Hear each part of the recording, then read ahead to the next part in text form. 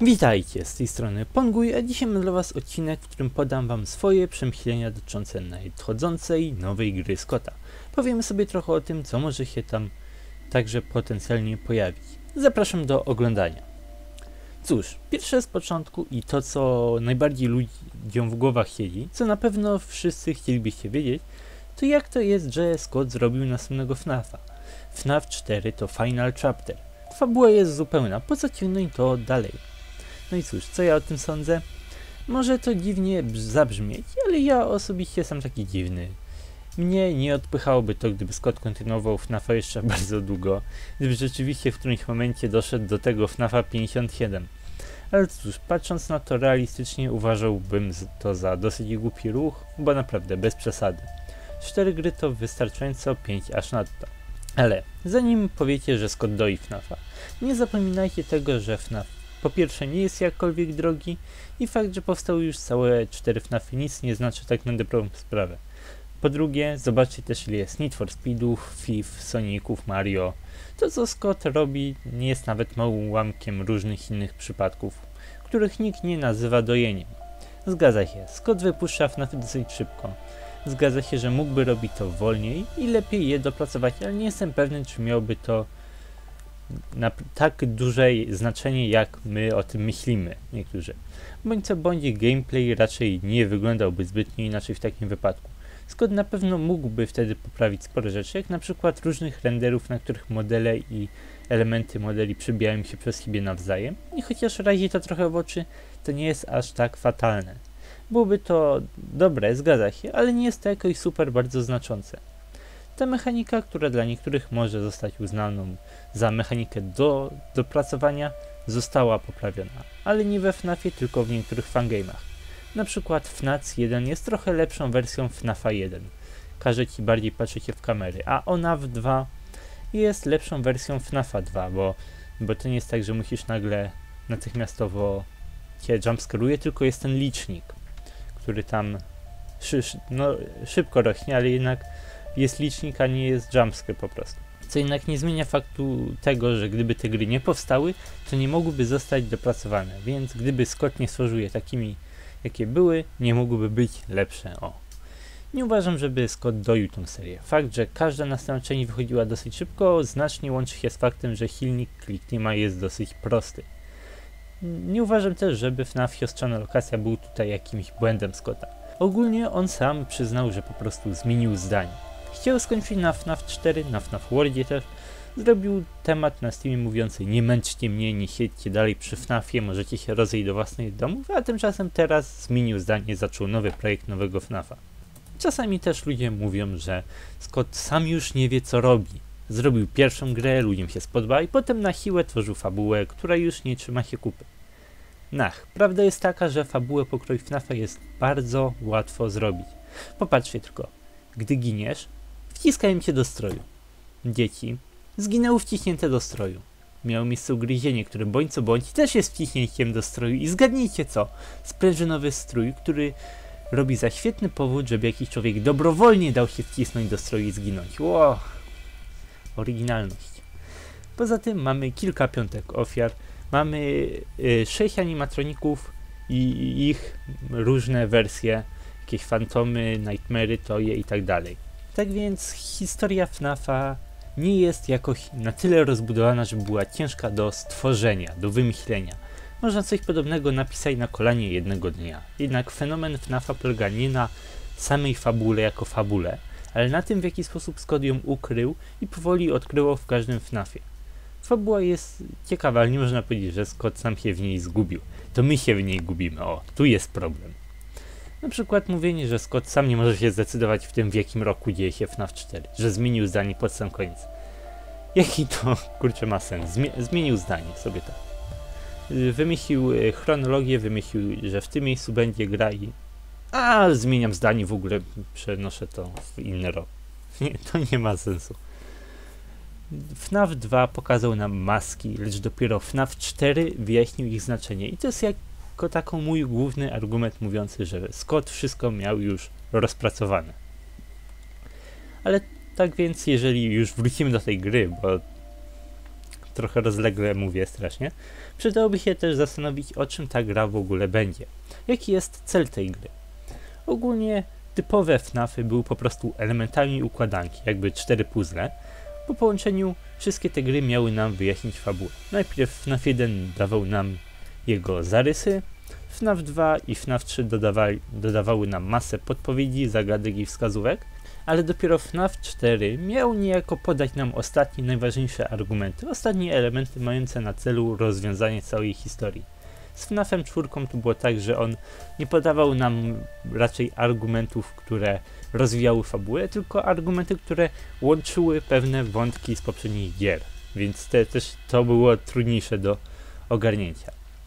Więc FNAF 4 miał nam pomóc rozwiązać całą historię, tak?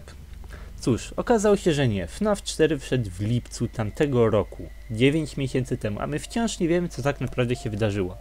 Jedne rzeczy wciąż pozostają niewiadomą, jak cutscenki z FNAF 2, typowe pytania, ile było ofiar, ale też długofalowe dyskusje. Czy FNAF 4 dzieje się w 87 czy w 83? Czy Fredbear to Golden Freddy, czy to inne, czy to dwie różne postacie? Jedno ugryzienie czy dwa ugryzienia? Jaka jest płeć Mangle? Wow. Istnieje dużo pytań, ale też powoli niektóre smaczki wychodzą. Bardzo powoli.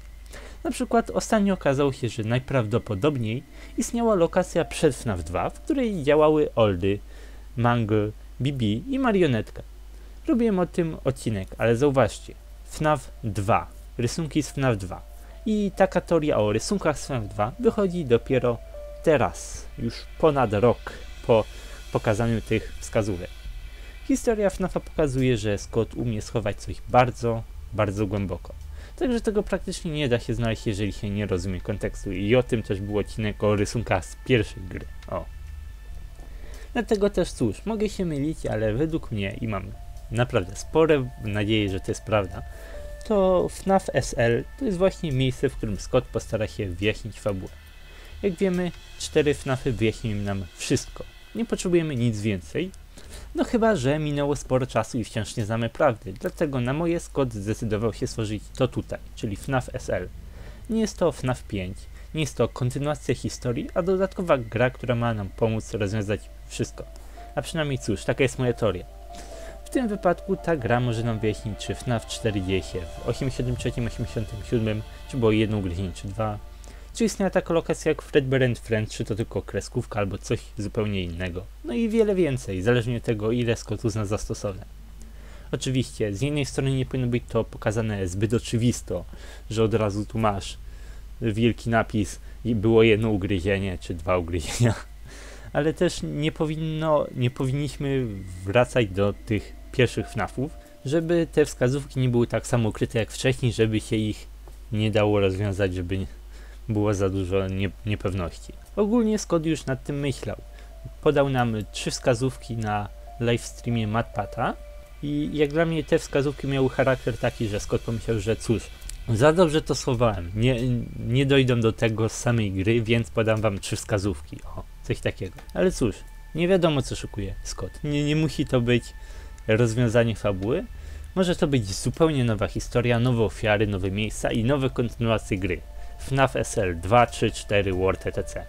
Teoretycznie może, ale raczej nie sądzę. Raczej jeśli to okazałoby się prawdą, to skupiłbym się na opcji, że po prostu ta gra będzie jakąś kanoniczną odskocznią i na tym się skończy. Ale osobiście wolę znacznie bardziej opcję pierwszą, pomoc w rozwiązaniu fabuły, to raczej oczywiste. Ale tymczasem my mamy naszą siostrzaną lokację.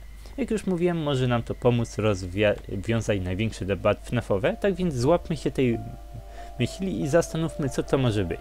Jak mogłaby ta gra wyglądać pod względem historii? Jak już sam tytuł mówi, siostrzana lokacja. Pierwsze, co ta gra powinna jako tako pokazać w tym wypadku, to stwierdzić, w jakim roku dzieje się FNAF 4. Wystarczyłoby po prostu powiedzieć, że na przykład w tym momencie istnieją sprężynowe animatroniki i który rok by to nie był, raczej mamy już potwierdzenie.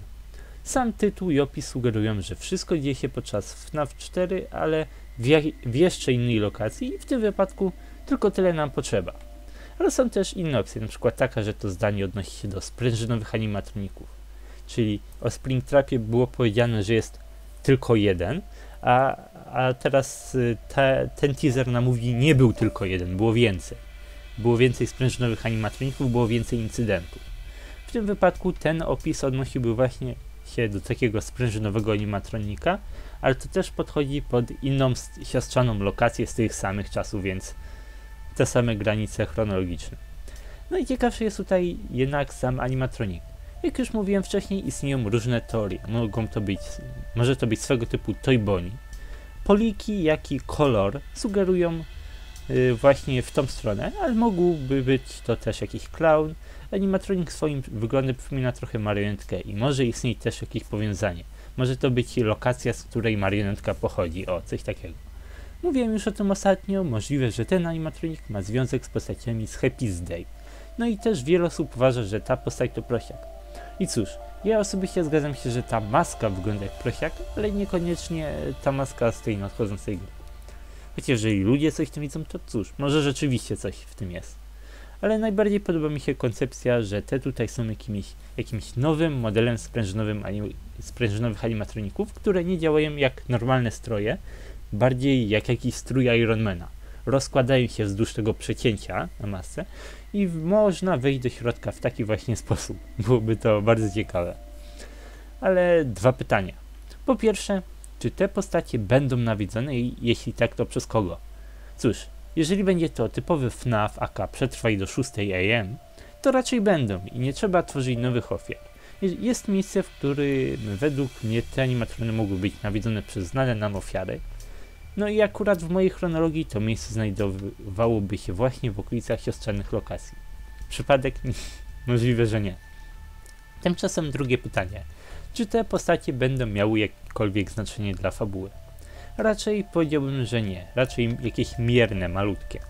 Pamiętajmy, że FNAFy od 1 do 4 posiadają wszystko to, czego potrzebujemy, to te postacie raczej nie będą ważne.